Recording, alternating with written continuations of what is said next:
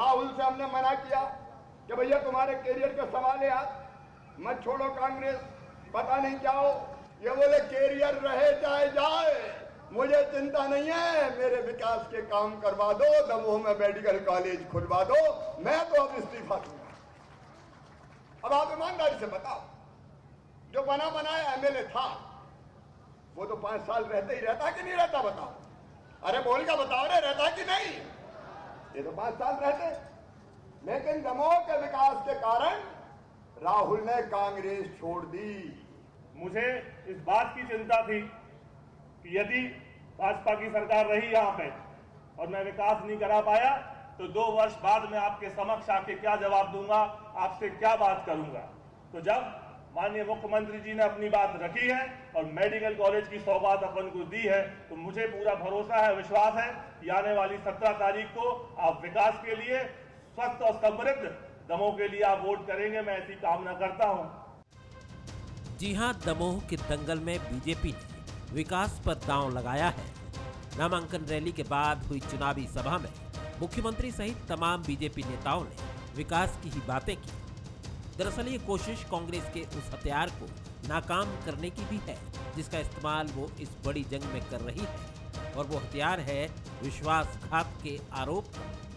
दमोह में कांग्रेस ने शुरुआत से ही बीजेपी उम्मीदवार राहुल लोधी को विश्वासघाती करार देकर इसे बड़ा मुद्दा बनाने की कोशिश की है।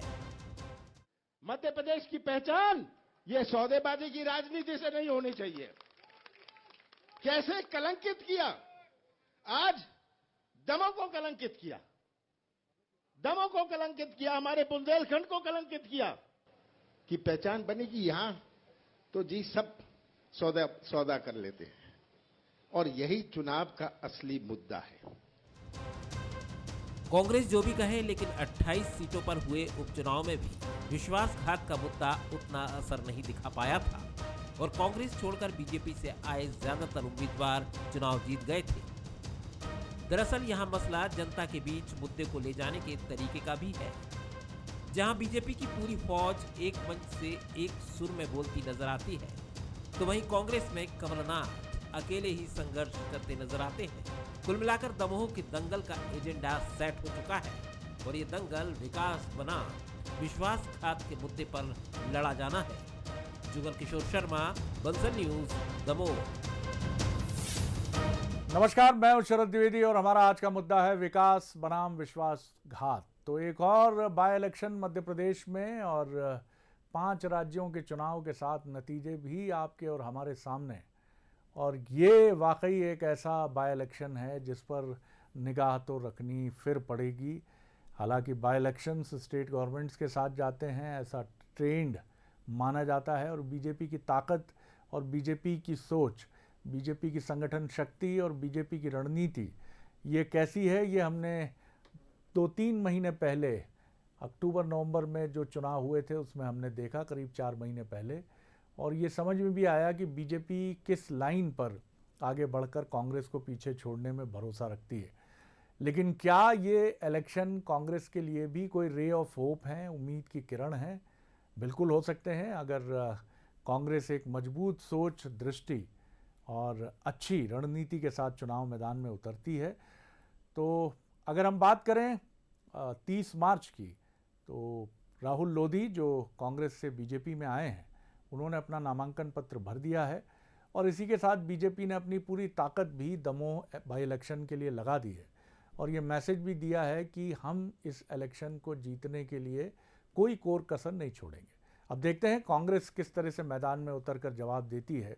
मैदान में तो उतर ही चुकी है, और युद्ध जिस तरह से आगे बढ़ा है, तथाकथित रूप से पैसे बांटने का विवाद टंडन साहब की तरफ से जो कांग्रेस के उम्मीदवार हैं सामने आ चुका है, जिसकी जांच की बात भी हो रही है निर्वाचन आयोग की तरफ से। बहरहाल आइए आज एक बार फिर वर्तमान परिस्थितियों में क्या सिचुएशन है उस पर हम बात करेंगे।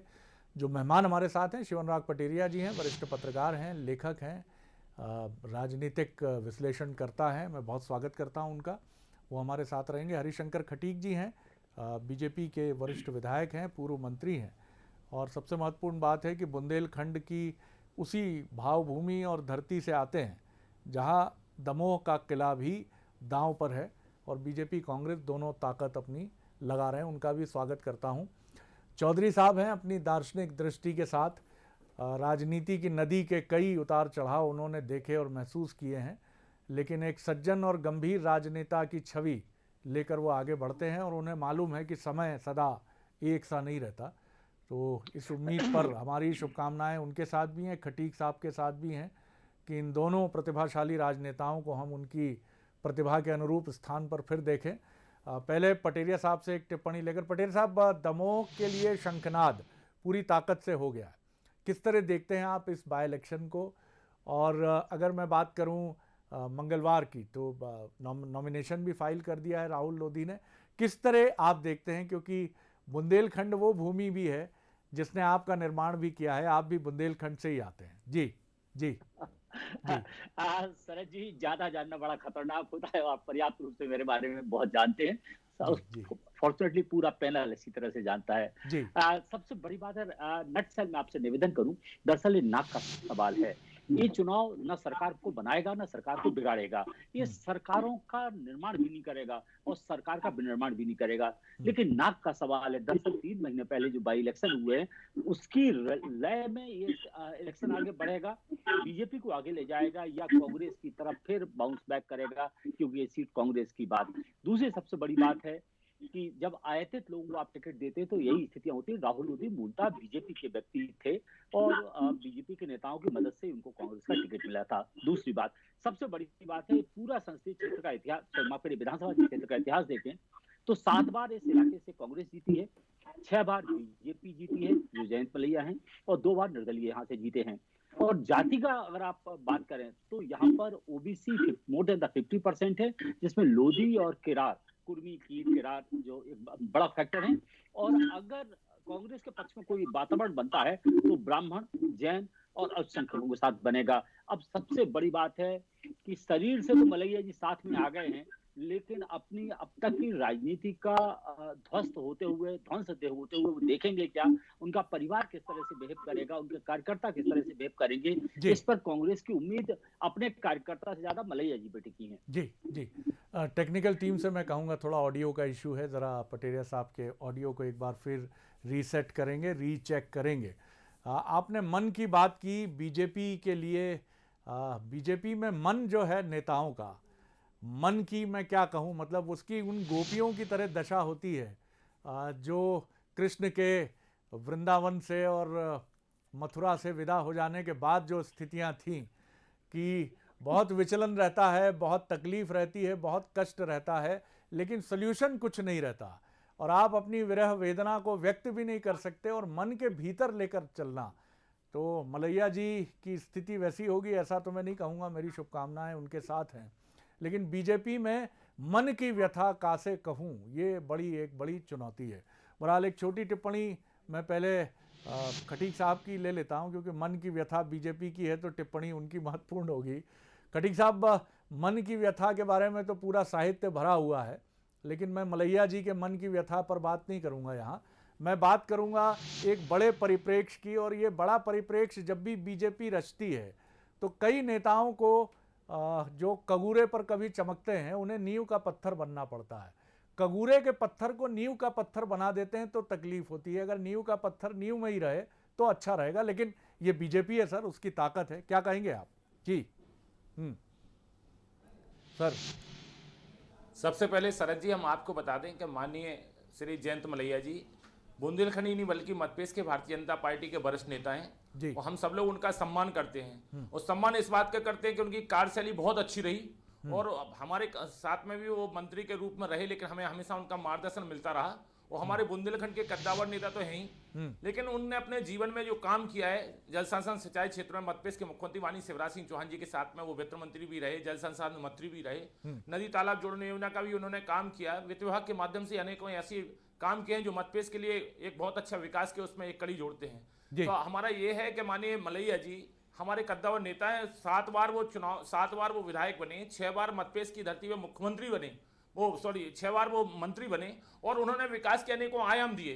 हम सब लोग उनका सम्मान करते हैं। रही बात टिकट की कि सम्मानीय राहुल सिंह लोधी जी को टिकट मिला है, तो हम सब जानते हैं कि 5 साल के लिए एक चुनाव होता है। कोई विधायक बन जाता है तो वो 5 साल तक के लिए रहता है कि हम विधायक रहें, लेकिन जब कांग्रेस के स्वयं कमलनाथ जी मुख्यमंत्री महोदय जी ने अपने विधायक और मंत्रियों को नहीं संभाल पाए, उनने कहा कि हमें विकास के लिए काम दीजिए, हमारे एरिया में एक काम हो जाना चाहिए, बुंदेलखंड के लिए दमोह में मेडिकल कॉलेज हो जाना चाहिए। उन्होंने बुंदेलखंड में मेडिकल कॉलेज की बात रखी तो माननीय कमलनाथ जी ने नहीं सुनी। अनेकों कांग्रेस के जो विधायक थे, अनेकों मंत्री थे, कांग्रेस के मंत्री थे, उन लोगों ने जो अपने क्षेत्र के विकास से संबंधित बात रखी तो माननीय कमलनाथ जी ने उनकी एक भी बात नहीं मानी। उन्होंने कहा चलो चलो चलो चलो, तो उन लोगों ने कांग्रेस छोड़ दी और कांग्रेस छोड़ करके वो भारतीय जनता पार्टी में शामिल हुए। एक विधायक जो चुनाव जीतता है वो 5 साल के लिए होता है, सबको ही मानते हैं, लेकिन एक ग्राम पंचायत का सरपंच भी अपने सरपंच पद से इस्तीफा नहीं देता। लेकिन हम राहुल सिंह लोधी जी को बहुत बहुत धन्यवाद देते हैं कि उन्होंने दमोह विधानसभा क्षेत्र के विकास के लिए और कांग्रेस पार्टी में लात मार करके वो भारतीय जनता पार्टी में शामिल हुए हैं और इस क्षेत्र के विकास के लिए एक सपना था हमारे माननीय मुख्यमंत्री शिवराज सिंह चौहान जी का, माननीय मलैया जी का, कि इस विधानसभा क्षेत्र में एक मेडिकल कॉलेज खोला जाए। जैसा आज माननीय मुख्यमंत्री ने कहा है कि हमने कहा था कि हम 2018 में कि हम इस क्षेत्र में मेडिकल कॉलेज खोलेंगे और हमारे मध्य प्रदेश के मुख्यमंत्री शिवराज सिंह चौहान जी ने मेडिकल भी खोल दिया और अभी बजट में प्रावधान भी किया है। तो वो विकास को लेकर के भारतीय जनता पार्टी में शामिल हुए हैं और जयंत मलैया जी की आत्मा, बहुत सीनियर लीडर हैं, उनकी आत्मा बहुत बड़ी है और 5 साल के लिए चुनाव, 5 साल में के अंदर दूसरा चुनाव हो रहा है। अच्छा काम करेंगे हमारे राहुल सिंह लोधी जी और क्षेत्र का विकास भी करेंगे और जयंत मलैया जी का उनका पूरा आशीर्वाद भी है। बिल्कुल, और किसी निगम मंडल को भी सुशोभित कर सकते हैं, इस तरह का भी कोई दर्जा मिल सकता है और ये चीज़ें भी बड़ी ज़बरदस्त तरीके से आगे बढ़ रही हैं। और धन्यवाद है आप लोगों को, क्योंकि आप लोगों की मुस्कुराहटें बिल्कुल ये बताती हैं कि बीजेपी का अनुशासन और बीजेपी की शक्ति कितनी मजबूत है और आप लोग स्वागत करते हैं उसका। यही बीजेपी की सबसे बड़ी स्ट्रेंथ भी है। चौधरी साहब, आप किस तरह देखते हैं? आपने सुनी पटेलिया साहब की बात और आपके सहयोगी हरिशंकर खटीक साहब की भी बात आपने सुनी। बुंदेलखंडी लहजा है उनका, इसलिए उसमें जोश भी है, उसमें एक खाटी चमक दमक भी है। बहरहाल आप किस तरह देखते हैं, क्या प्रतिक्रिया आपकी? दोनों ही राजनीतिक और पत्रकारिता के दोनों ही योद्धा आज हमारे सामने जो है वो बुंदेलखंड से ही है शरद भाई। जी जी जी। जिस सरजमीन पे दमोह का चुनाव होना है जी, तो वो बहुत बेहतर जानते हैं, बेहतर समझते हैं।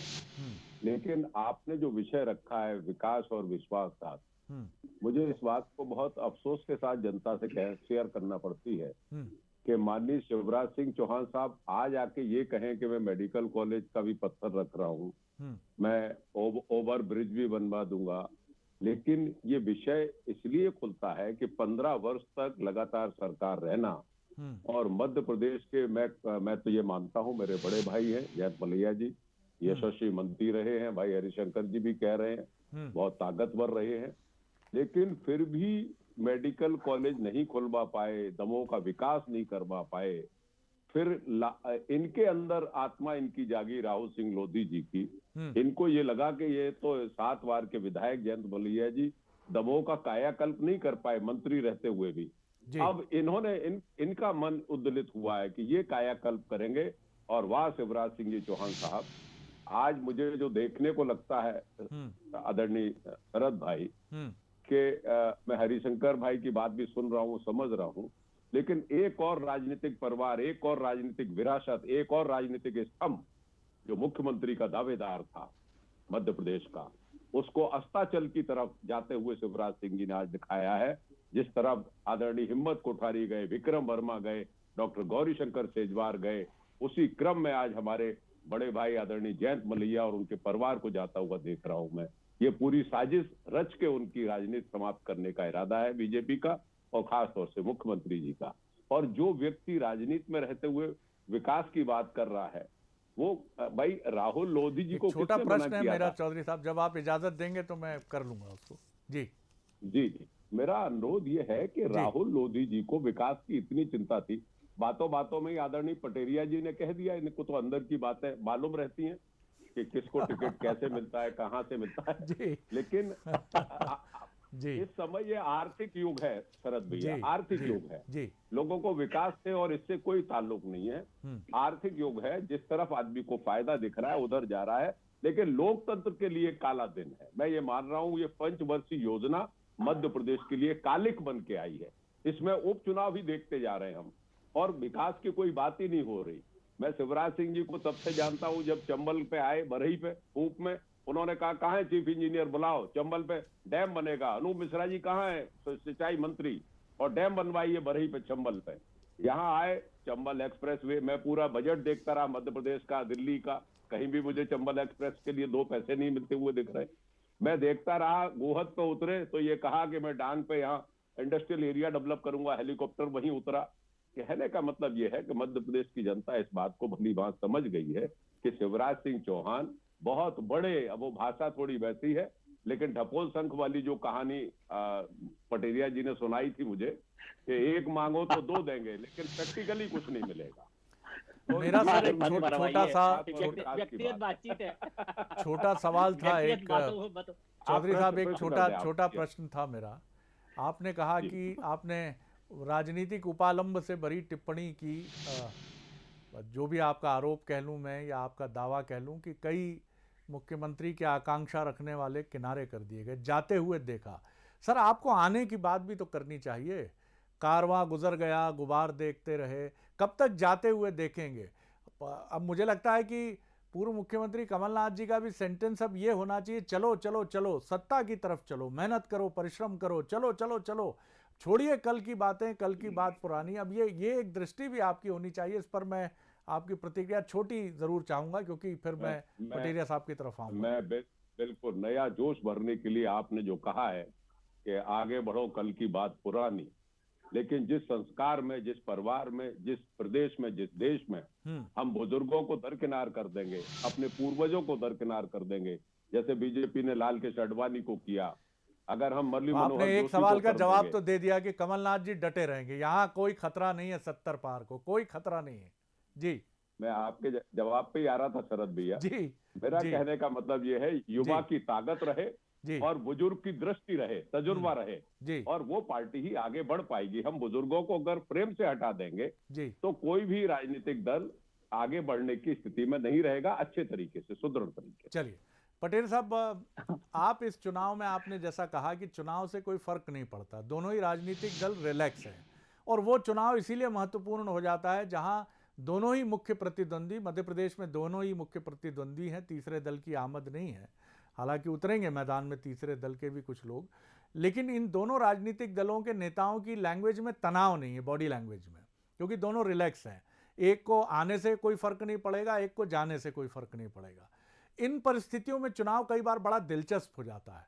आपको याद होगा 96 का लोकसभा का उपचुनाव छिंदवाड़ा का, जो कमलनाथ जी के राजनीतिक इतिहास का एकमात्र उपचुनाव है जहां उनको हार का सामना करना पड़ा था पटवा जी के हाथ से।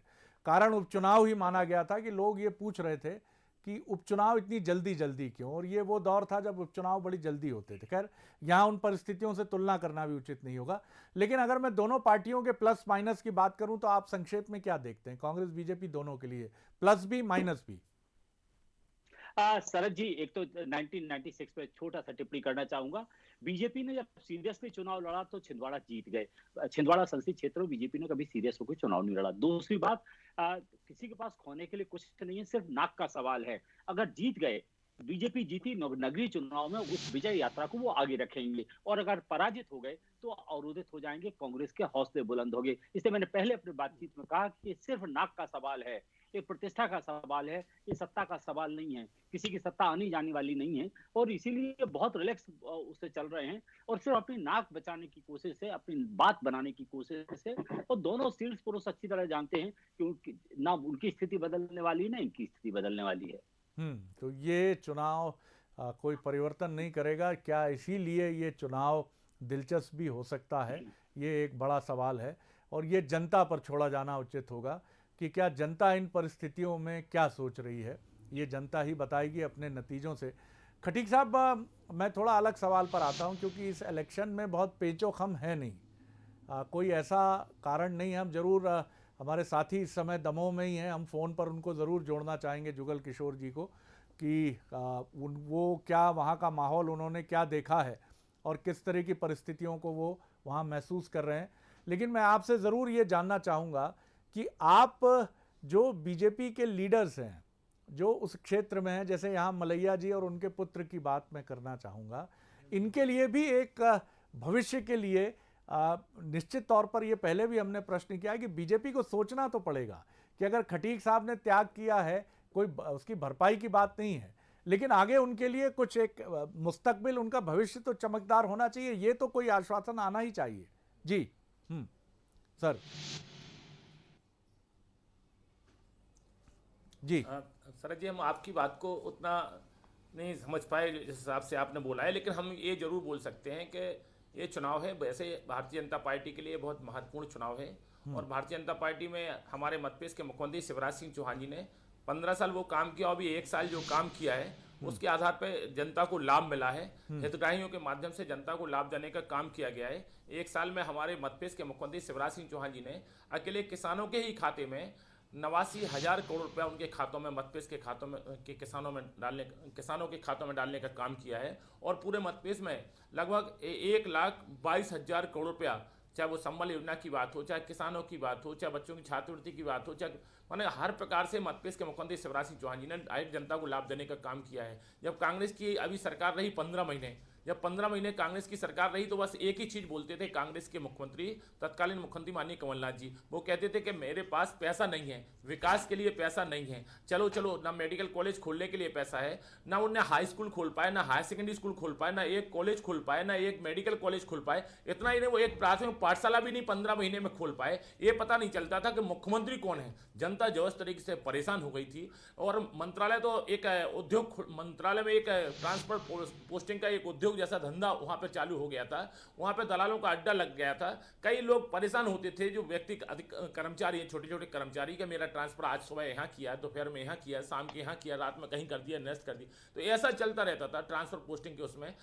कांग्रेस से टोटल मध्यप्रदेश की जनता को विश्वास हट गया है। चौधरी राकेश सिंह जी हमारे बहुत सम्मानीय नेता हैं। कुछ समय के लिए उनको भारतीय जनता पार्टी में भी आने का सौभाग्य मिला। उन्होंने देखा होगा कि हमारी भारतीय जनता पार्टी किस प्रकार से अच्छा काम कर रही है। लेकिन कोई ऐसी परिस्थिति आई होंगी जिस कारण से फिर से वो वापस हो गए, लेकिन हम उनका सम्मान करते हैं। वो बहुत अच्छे हैं, उनके भाई हमारे साथ में हैं, वो भी हमारे दोस्त हैं, ये हमारे बड़े भाई जैसे हैं। लेकिन हमारा ये कहना है कि सिंचाई के क्षेत्र में भी पहले 7.5 लाख हेक्टेयर भूमि सिंचित हुआ करती थी, आज 41 लाख हेक्टेयर मध्यप्रदेश की धरती सिंचित हो रही है। चलिए, मैं माफ कीजिएगा, रोक रहा हूं आपको, क्योंकि मुख्यमंत्री जो सोचते हैं वो करके दिखा देते हैं।